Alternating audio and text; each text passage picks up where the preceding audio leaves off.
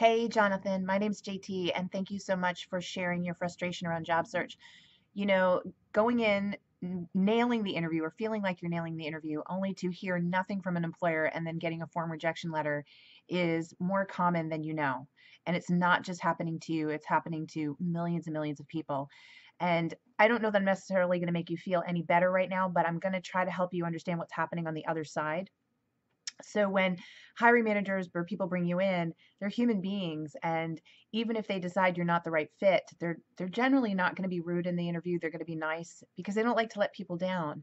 And unfortunately, after you've left and they've made the decision to go with someone else, they don't like the idea of letting someone down. So calling you up and telling you you didn't get the job is not something they're all that excited to do. And on top of that, employers see themselves as buying a service, and so they're not going to notify everyone. They don't feel it's necessarily their responsibility to call you up and tell you why you didn't get the job, because they're buying one service over another, and that's sort of it. So they try to depersonalize it because it is very hard to do.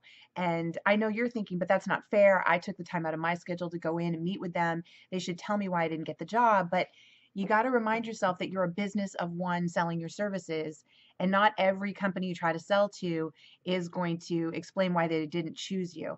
What you shouldn't do is take it personally. Please don't take it personally.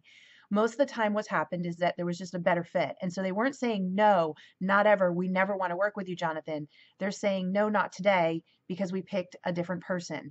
And so, unfortunately, what happens is a lot of people get very frustrated and angry at employers who reject them, when in reality, if you've had an interview with them, you should try to nurture that relationship. So when you get that rejection letter, that form letter, it's okay to call them up and say, hey, I understand you found somebody else for the job. I really liked meeting your company. I'm curious, what can I do to stay on your radar screen for the next job? What do I have to do to be considered for that next position? Because a lot of times they're just going to assume that when they sent you the rejection letter, you're mad at them and you're never going to want to work for them again. So imagine how much you're disrupting the process and showing your true character when you call them up and say, it's okay, I get it, you pick somebody else. I can handle that, but what do I do to get the next job? That simple gesture can change the whole game. It can change the relationship for you.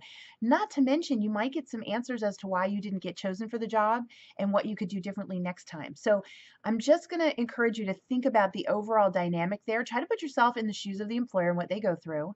And then also think about how you could creatively take that rejection and turn it into a positive, because we coach a lot of people to do that. And when you do that, you're taking the higher road and you're being different than everybody else that got rejected. Because remember, you're not the only one that got rejected from the job. There were other people too.